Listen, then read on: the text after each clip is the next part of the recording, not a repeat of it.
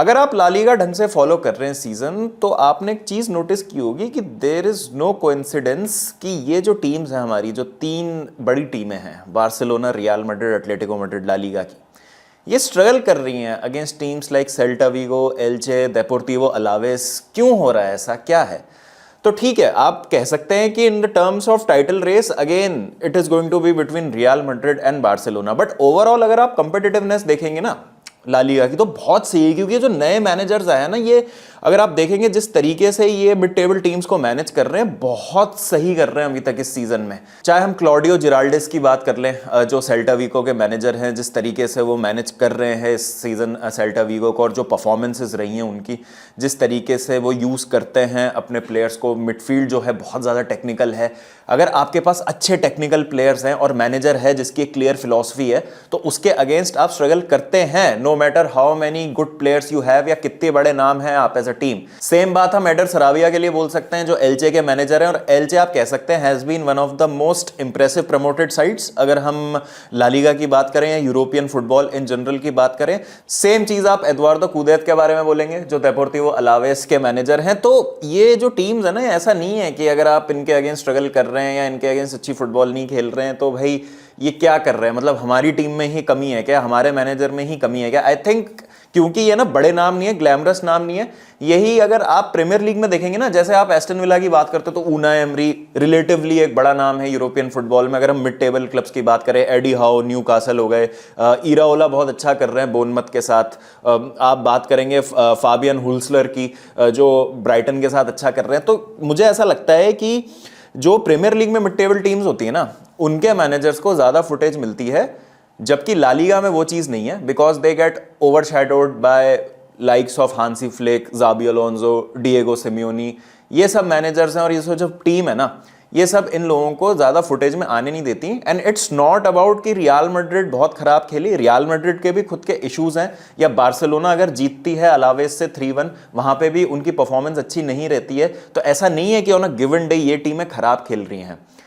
ऐसा है कि हमें इनको अप्रिशिएट करना चाहिए, जिस तरीके से टीमें खेल रही हैं, जिस तरीके से टीमें इन बड़ी टीम्स को कंपटीशन दे रही हैं। आई थिंक इनको इनका क्रेडिट मिलना चाहिए। अगर हम इस सेल्टा विगो और रियल मैड्रिड मैच की बात करें सबसे पहले, तो सेल्टा विगो ने एक्सपोज कर दी हैं रियल मैड्रिड की बहुत सारी प्रॉब्लम्स, जो काफी टाइम से, लास्ट सीजन से चलती आ रही हैं। और एक सॉल्यूशन जो अभी तक रियल मैड्रिड फाइंड नहीं कर पा रही है, वो है एक डीप लाइन प्लेमेकर की कमी। एक मिडफील्ड में गेम चलाने वाला प्लेयर नहीं है इनके पास। टोनी क्रूज की कमी बहुत ज्यादा खल रही है पिछले सीजन से। अब बात क्या है, सेल्टा विगो ने क्या किया है? सेल्टा विगो एक बैक 5 में सेटल हो गए, 5-3-2 या 5-4-1 ऑफ द बॉल थे, और उन्होंने इनवाइट किया, रियल मैड्रिड को इनवाइट किया कि आप बॉल रखें, हम अपने डिफेंसिव शेप में सेटल्ड हैं और आपको जितना मर्जी मतलब कोशिश करनी है। अगर आप हमारा इस तरीके से प्रेस बीट कर देते हैं, आप हमारा शेप जो है उसको कॉम्प्रोमाइज कर देते हैं, तो ठीक है, बहुत बढ़िया, कॉन्ग्रेचुलेशंस। रियल मैड्रिड की आइडेंटिटी क्या रही है कि they are the most deadliest team when it comes to counter attack. और वो ऐसी टीम है जो केओस में थ्राइव करती है, जहां पे सामने वाली टीम थोड़ा सा कंट्रोल कर देती है ना एनवायरनमेंट को। कंट्रोल एज इन कि एक स्टाइल के अगेंस्ट खेलना आपको पर्टिकुलरली, और हम आपको अटैक नहीं करेंगे, हम आपको ज्यादा मौके नहीं देंगे ऐसी चीजें करने के लिए, जहां पे हम 1v1s में आ रहे हैं बहुत ज्यादा मिडफील्ड में, हमें सेकंड बॉल्स जीतनी है, या हमको अपनी टेक्निकलिटी से आपको बीट करना है टाइम एंड अगेन मिडफील्ड में। नहीं, अगर एक डिफेंसिव स्ट्रक्चर आपका सॉलिड है तो आप रियल मैड्रिड को परेशान कर सकते हैं, क्योंकि उनके पास वो क्रिएटिव प्लेयर नहीं है मिडफील्ड में। तो अगर हम रियल मैड्रिड की बात करें चांसेस की, तो वेलवर्डे ने एक शॉट बाहर से मारा, इधर उधर कुछ हाफ चांस मिले, परफॉर्मेंस ऐसे ठीक लग रही थी लेकिन थोड़ी सी डिसजॉइंटेड लग रही थी एट टाइम्स। और सीधी बात है, मतलब वो जो एक मैं क्रिएटिव प्लेयर या एक प्लेयर जो कंट्रोल लेके आता है ना, डीप लाइन प्ले मेकर, जो टोनी क्रूज प्रोफाइल की बात कर रहा हूँ, वो डियरली मिस कर रही है रियल मैड्रिड, जिसके कारण उनको इन टीम्स के अगेंस्ट हम स्ट्रगल करते हुए देख रहे हैं। लिवरपूल ने क्या किया था चैंपियंस लीग में? लिवरपूल ने रियल मैड्रिड को कहा कि आप बॉल रखिए, आपको जितनी बॉल रखनी है अपने पास आप रखिए, अगर आप हमारे इस डिफेंसिव स्ट्रक्चर को बीट कर सकते हैं, हम डिफेंड करेंगे, वेल एंड गुड, नहीं तो हम आपको ट्रांजिशन पे मार देंगे, जो लिवरपूल उस दिन कर भी रही थी। अब रियल मैड्रिड के साथ पता है प्रॉब्लम क्या है? रियल मैड्रिड अच्छे से प्रेस नहीं करते हैं, प्रेस बहुत डिसजॉइंटेड है। जाबी अलोंसो अभी भी अपनी आइडेंटिटी फाइंड नहीं कर पा रहे हैं, अभी भी अपनी 11 फिगर आउट नहीं कर पा रहे हैं। अब अगर आप एक डिफेंसिव ब्लॉक के अगेंस्ट खेल रहे हैं, तो आपके पास बेंच पे गुंजालो गार्सिया हैं, मस्तोन तुओनो हैं, रोड्रिगो हैं, आप किसी को लेके ही नहीं आ रहे। Valverde almost as a right winger खेल रहे थे इस मैच में, और Valverde although I love him, I really like him, मैंने कई बार बोला है कि अगर एक प्लेयर वर्ल्ड फुटबॉल में जो मुझे चाहिए या जो मुझे बहुत पसंद है वो वेलवर्डे है, but I am sorry, Valverde का सीजन बहुत खराब जा रहा है क्योंकि वो फिट नहीं हो रहे हैं ज़ाबी अलोंसो के सिस्टम में। तो जिस तरीके से ज़ाबी अलोंसो का सिस्टम काम करता है, अब वो अनफॉर्चुनेट भी हैं कि कार्वाहाल नहीं है, ट्रेंट नहीं है, तो असेंसियो को उनको राइट बैक खिलाना पड़ रहा है, वहां पे वो थोड़ा सा शॉर्ट हैंडेड हो रहे हैं। एक और चीज जिससे उनकी दिक्कतें बढ़ गई हैं वो है एडर मिलिटाओ की इंजरी। तो यही एक चीज है, जहां प्रेस नहीं करेंगे अच्छे से और आपके पास वो क्रिएटिविटी नहीं है लो ब्लॉक को तोड़ने की, more often than not teams will find a way to beat you. और कल सेल्टा वीगो ने वही किया, जिस तरीके से पहला गोल स्कोर किया उन्होंने, शानदार फिनिश थी, डिफेंस में लैप्स था, स्वीडबर्ग ने जिस तरीके से वो फिनिश किया, शानदार फिनिश थी, no chance for Thibaut Courtois. फिर दो मोमेंट में ऐसा कहूंगा जो और कंट्रीब्यूट कर गए रियल मैड्रिड की हार में। फ्रान गार्सिया को पहले रेड कार्ड मिलता है, वो तो चलिए ठीक है, ब्रेन फेड मोमेंट था, कैसा उन्होंने टैकल मारा, बट अल्वारो करेरास को आर्ग्यूमेंट के लिए मिल गया रेड कार्ड, और मुझे समझ नहीं आया कि वहां पे क्या हुआ, बड़ा अजीब सी सिचुएशन थी। तो आप मुझे बताइए कमेंट सेक्शन में वो रेड कार्ड था कि नहीं था। अब वो देखिए, वो ठीक है, रेड कार्ड के पीछे आप बोल सकते हैं कि ये रेड कार्ड नहीं होता तो शायद रियल मैड्रिड इक्वलाइज कर लेते, वो है उनकी आदत कि भाई अगर 1-0 भी रहता है तो 1-0 is never a safe lead against real Madrid. But overall performance अगर आप देखेंगे तो आप क्या खुश हैं कि रियल मैड्रिड जिस तरीके से खेल रहे हैं सीजन, और क्या आपको लगता है कि ज़ाबी अलोंसो ने एक आइडेंटिटी फाइंड कर लिया? तो ये सब चीजें करने में ना टाइम लगेगा। जूड बेलिंगम का गेम बहुत खराब था, विनीशियस एम्बापे दोनों ही बहुत ज्यादा इनफेक्टिव थे, और ये होगा against teams who defend well. तो वो टीम्स ना जो आप पे चढ़ के खेलेंगी, जो आपको प्रेस बहुत अच्छे से करेंगी, जो जगह पीछे छोड़ेंगी, उनके अगेंस्ट तो रियल मैड्रिड कुछ ना कुछ अच्छा कर लेगी, जो हमने एल क्लासिको में भी देखा था बार्सिलोना के अगेंस्ट। बट वो टीम्स जो रियल मैड्रिड को पोजेशन रखने देती हैं, और वो टीम्स जो एक ब्लॉक में सेटल होती हैं और डिसिप्लिन तरीके से डिफेंड करती हैं, वो टीमें उनके लिए प्रॉब्लम्स पैदा कर रही हैं। तो ये चीज है जो सॉल्यूशन फाइंड करना पड़ेगा, जिसका ज़ाबी अलोंसो को। बार्सिलोना और बेटिस के मैच की अगर हम बात करें तो बहुत इंप्रेसिव परफॉर्मेंस बार्सिलोना की, और ये इंप्रेसिव इसलिए है क्योंकि रफीनिया नहीं खेल रहे थे इस मैच में, और मैं हमेशा कहता हूं कि रफीनिया बहुत इंपॉर्टेंट प्लेयर हैं बार्सिलोना के लिए, एज इंपॉर्टेंट एज पेड्री और यमाल। अगर बार्सिलोना को लंबा जाना है इस सीजन में तो they have to find ways कि जहां पे प्लेयर्स अगर पेड्री या रफीनिया अवेलेबल नहीं है, या हांसी फ्लिक रोटेट कर रहे हैं, या मिनट्स इनके मैनेज हो रहे हैं, तो उनको ये मैचेस जीतने होंगे। रियल बेटिस के अगेंस्ट जो मोस्टली अच्छा ही खेल रहे हैं इस सीजन, उनके घर में जाके उनको 5 गोल मारना बिना रफीनिया के एक बहुत बड़ी बात है। धीरे धीरे बिलीफ वापस आ रहा है इस टीम का, थोड़ा सा डगमगा गया था सीजन अभी बीच में, जहां पे कुछ हार का सामना करना पड़ा था। अगेन कुछ चीजें हैं जो हाथ में भी नहीं है हांसी फ्लिक के, जैसे रिक्रूटमेंट उनके हाथ में नहीं है, प्लेयर्स का इंजर्ड हो जाना उनके हाथ में नहीं है, बट स्टिल उनको स्क्वाड में से सॉल्यूशन फाइंड करने पड़ेंगे। फेरान टोरेस की हैट्रिक आई उनके कॉन्फिडेंस के लिए, और बार्सिलोना के लिए सीजन के लिए बहुत अच्छी चीज है कि वो तरीके ढूंढ रहे हैं कि अगर रफीनिया पिच पे नहीं है, या यमाल बहुत ज़्यादा फ्री फ्लोइंग अभी नहीं खेल रहे हैं, उनके वैसे गोल्स नहीं आ रहे हैं, नंबर्स नहीं आ रहे जो लास्ट सीजन आ रहे थे, पेनल्टी ऑल दो स्कोर की एक यमाल ने, लेवेंडोस्की अगर फॉर्म में नहीं है, इंजरी से जूझ रहे हैं, तो कौन वो प्लेयर्स होंगे जो अपना हाथ ऊपर करेंगे ऐसी सिचुएशन में और कहेंगे कि नहीं हम हैं और हम इस टीम को आगे बढ़ाएंगे। तो उस लिहाज से बहुत इंपॉर्टेंट विन है। बार्सिलोना कैसे खेलती है हमें सबको पता है, it's just the question of जो क्रूशल प्लेयर्स है। I think Pedri, Yamal, Raphinha, ये जो होली ट्रिनिटी है ना इस समय बार्सिलोना की, इसमें से कोई 2 प्लेयर्स का पिच पे रहना एट ऑल टाइम जरूरी है।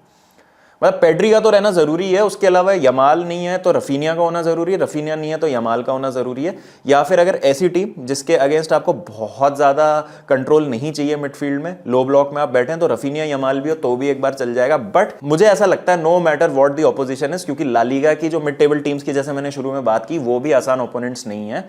आपको इन 3 में से कोई 2 प्लेयर्स तो रखने ही होंगे पिच पे, क्योंकि मुझे नहीं लगता कि बाकी जो अगर बैन से प्लेयर आते हैं क्या उनमें क्वालिटी है कि वो कंसिस्टेंटली ऐसी टीम्स के अगेंस्ट बार्सिलोना को रिजल्ट्स प्रोड्यूस करके देंगे। देखिए बार्सिलोना की सीलिंग तो है ही बहुत ज्यादा है, फ्लोर भी काफी ऊपर है। फ्लोर नीचे हो जाता है जब पेड्री, रफीनिया, यमाल नहीं होते हैं तो फ्लोर को आपको एक कंसिस्टेंट लेवल पे रखना पड़ता है कि अगर आपकी ऑन अ गिवन डे एक बेसिक परफॉर्मेंस भी है, कोई बहुत अच्छी परफॉर्मेंस नहीं है, तब भी आप इन टीम से इतना बेटर खेल रहे हैं कि वो क्रूशल 3 पॉइंट आप लेके आ रहे हैं, जो कि एक लंबी टाइटल रेस में बहुत ज्यादा इंपॉर्टेंट चीज होती है। तो Barcelona did their job, 4 point के क्रूशल लीड ले लिया एट दिस स्टेज। मुझे लगता है अभी भी काफी जल्दी है सीजन में, क्योंकि जैसे कुछ दिन पहले मैंने कहा कि रियल मैड्रिड ऊपर थी, बार्सिलोना पीछे हो गए थे। अभी बार्सिलोना अगर पॉइंट्स ड्रॉप कर देते हैं, रियल मैड्रिड उसका फायदा उठा लेते हैं। तो रियल मैड्रिड आगे हो जाएंगे। बट पता नहीं ये सीजन ना ऐसी फील आ रही है मुझे, अभी जो मैंने 16 मैच देख लिए ला लीगा के, कि ये टाइटल रेस ना वो टीम जीतेगी जो गलतियां कम करेगी, क्योंकि दोनों ही टीमें ना अभी अपने बेस्ट लेवल पे ऑपरेट कर नहीं रही हैं। तो या तो ये दोनों टीमें फिगर आउट कर लेती हैं going into the January February window कि भाई हाँ कुछ प्लेयर अगर हम लेके आ सकते हैं या कुछ टैक्टिकल ट्वीक कर लें जिससे ये टीमें और थोड़ा बेटर परफॉर्म करने लगे, तो बात अलग है। बट एट दिस पॉइंट ऐसा लग रहा है कि जो टीमें कम गलतियां करेगी ना वो टाइटल ले जाएगी, रादर देन कौन किसको कितना पुश करता है। तो देखते हैं क्या होता है, इंटरेस्टिंग चीज होने वाली है। अब बात कर लेते हैं मोहम्मद साला और लिवरपूल का जो पूरा फियास्को हुआ है दोस्तों। और अगेन इतनी ज़्यादा मतलब अनएक्सपेक्टेड चीज़ है ना ये, क्योंकि मैंने मोहम्मद साला एज अ प्लेयर से और जो मतलब एक कैरेक्टर देखते हैं मोहम्मद साला को कि भाई टीम मैन है, कंट्रोवर्सी नहीं होती है कभी भी हमने उनको रेयरली कुछ ऐसा बोलते देखा होगा, और मतलब वो अपने काम से काम रखने वाला बंदा है कि आएगा, खेलेगा, अच्छी परफॉर्मेंस देगा, चला जाएगा, नो बुलशिट नथिंग। तो साला का इस तरीके से रिएक्ट करना ना मेरे लिए बहुत सरप्राइजिंग है। चाहे आप लिवरपूल फैन हैं नहीं हैं, अगर आप मोहम्मद साला को फॉलो कर रहे हैं तो you know what I am talking about. तो लीड्स वाले मैच के बाद जहां 3-3 स्कोर होता है, अगेन प्रेशर आता है आर्ने स्लॉट पे कि एक ही मैच में आपने 2 बार कैसे लीड गंवा दी।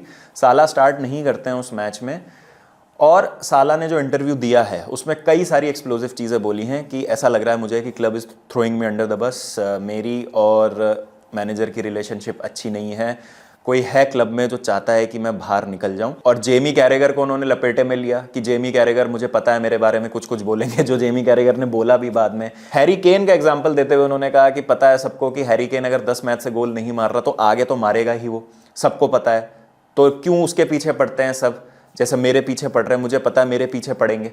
तो इस तरीके की चीज़ें बोली हैं जो थोड़ा सा आउट ऑफ कैरेक्टर लगा मुझे मोहम्मद साला के लिए। अब देखिए प्रेशर तो है लिवरपूल पे ना, मतलब जब इस तरीके का आपका सीजन डिरेल हो जाता है ना, तो मतलब वो कहते हैं ना कि अगर किस्मत आपकी खराब होती है तो ऊंट पे बैठे आदमी को भी कुत्ता काट जाता है, वो चीज़ हो रही है अभी लिवरपूल के साथ। इस चीज़ की बिल्कुल रिक्वायरमेंट नहीं थी। अभी सिर्फ 13-14 मैच हुए हैं सीजन में, अभी आधे से ज़्यादा आपका लीग सीजन बचा है, अभी ग्रुप स्टेज चल रहा है चैंपियंस लीग का। तो ऐसा नहीं है कि you're towards the end of the season और सीजन बिल्कुल ख़त्म हो चुका है, कुछ है नहीं खेलने के लिए। मुझे ऐसा लगता है कि साला को अगर ये बोलना था और ये चीज़ एड्रेस करनी थी तो ये बिहाइंड क्लोज डोर होनी चाहिए थी।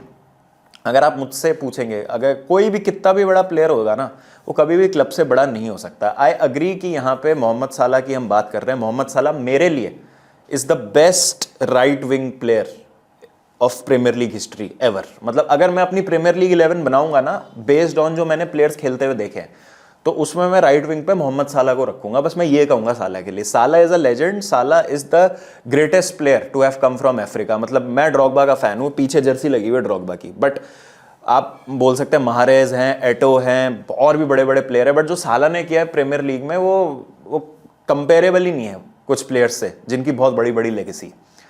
तो भाई is a 2 time Premier League winner, 1 time Champions League winner, हर पॉसिबल ट्रॉफी क्लब लेवल पे जीत चुके हैं वो, वर्ल्ड कप क्वालिफाई करा दिया है अपनी कंट्री को कई बार, इतने सारे गोल स्कोर कर दिए हैं, लास्ट ईयर 4th आए थे बैलन डोर में, multiple time golden boot winner हैं। तो ये कोई एरा गेरा प्लेयर नहीं है जिसकी बात हो रही है ना, तो मोहम्मद साला की एक बात हो रही है। लेकिन आई स्टिल फील कि कोई भी प्लेयर ना क्लब से कभी बड़ा हो ही नहीं सकता। तो ये जो साला ने किया है ना, ये पब्लिकली नहीं होना चाहिए था, बिहाइंड क्लोज डोर्स होनी चाहिए थी। क्या स्लॉट मैनेजरियल लेवल पे सही कर रहे हैं? बिल्कुल भी नहीं, क्योंकि अगर आपने साला को ड्रॉप किया है तो गैक्पो किस बेसिस पे खेल लेते हैं हर हफ्ते? ये सारे लिवरपूल फैंस का आर्ग्यूमेंट है जो सही भी है। बट ये सब जो चीजें होती है ना, ये आपको बताती हैं कि कितना ज्यादा केओस है अभी ड्रेसिंग रूम में। Manager is losing the dressing room, और ऐसी चीजें होने के बाद ना एटमॉस्फेयर तुरंत खराब होता है, और ऐसी चीज होने के बाद गुटबाजी हो जाती है। कुछ लोग साला के साथ हो जाएंगे, कुछ लोग स्लॉट के अगेंस्ट हो जाएंगे, और जब ये हो जाता है ना, आप मान लीजिए कि उल्टी गिनती शुरू हो गई है मैनेजर की। उल्टी गिनती तो वैसे ही शुरू हो चुकी है, क्योंकि आप भी एक बेसिक लेवल ऑफ परफॉर्मेंस लेके चलेंगे ना कि इससे खराब अगर होगा स्लॉट का तो उसको सैक किया जाएगा। बट अगर यहाँ पे इस तरीके की चीज़ें हो रही हैं कि मैनेजर के लिए खेलना ही नहीं चाहेंगे प्लेयर्स, और क्लब को समझ आता है कि नहीं अब बात जो है हाथ से निकल रही है, तो 2 ही चीज़ें हो सकती हैं।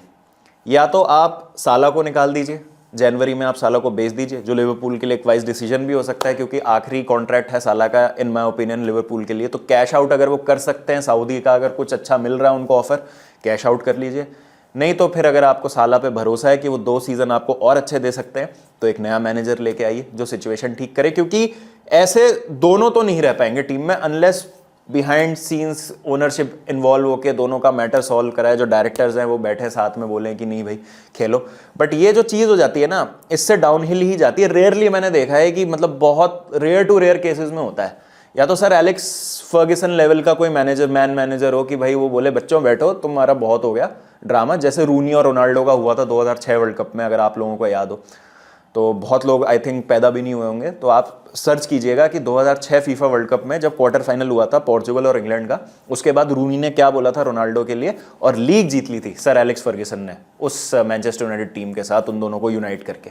तो या तो इस लेवल के हम मैनेजमेंट की बात करें, तो जो मुझे दिखता नहीं है अभी आर्ने स्लॉट से, आर्ने स्लॉट तो खुद ही अभी इतने पजल्ड है, उनको समझ ही नहीं आ रहा कि चल क्या रहा है, या फिर एक ना एक तो जाएगा। और मुझे लग रहा है कि in all probability it might be आर्ने slot, क्योंकि जनवरी तक बहुत सारे मैचेस हो जाएंगे और लिवरपूल जैसे खेल रही है ना, मुझे दिख ही नहीं रहा है कि वो कैसे कोई भी मैच जीत सकते हैं अभी। तो बड़ी विचित्र सिचुएशन है जिसमें आग में घी डालने का काम कर दिया है। मोहम्मद साला ने बहुत गलत किया है इन माय ओपिनियन। अगेन मैं यहाँ पे एज अ लिवरपूल फैन तो नहीं बोल सकता, लिवरपूल फैन ज़्यादा बेहतर बता सकते हैं, बट मेरा इस पर यही टेक है कि कोई भी प्लेयर क्लब से कभी भी बड़ा नहीं हो सकता। साला ने जो बोला वो गलत नहीं बोला, लेकिन हर चीज़ का एक तरीका होता है। तरीका था कि बिहाइंड क्लोज डोर्स अकेले में बिना मीडिया में बात लाया, आपको मैनेजर से डायरेक्ट क्लियर करनी थी ये बात, रादर देन आपने पूरी दुनिया के सामने मतलब फ्लॉन्ट कर दी अपनी डर्टी लॉन्ड्री। कहते हैं ना घर की बात घर में रहे तो ठीक होता है, बाहर अगर पता चलता है लोगों को तो तमाशा बनता है, और ये तमाशा बन गया बिना बात का, जिसकी लिवरपूल को जरूरत नहीं थी बिल्कुल भी। तो ये चीज़ है दोस्तों। तो आपकी इस पे क्या राय है, please do let me know in the comment section. और आप रियल मैड्रिड बार्सिलोना वाली चीज़ों से कितना सहमत है ये भी मुझे बताइए। रियल मैड्रिड की प्रॉब्लम्स आपको क्या लग रही है, अगर आप एक रियल मैड्रिड फैन है तो वो मुझे बताइए कमेंट्स में। मिलता हूँ आपसे जल्दी, जब तक ध्यान रखिए अपना, टेक केयर एंड पीस।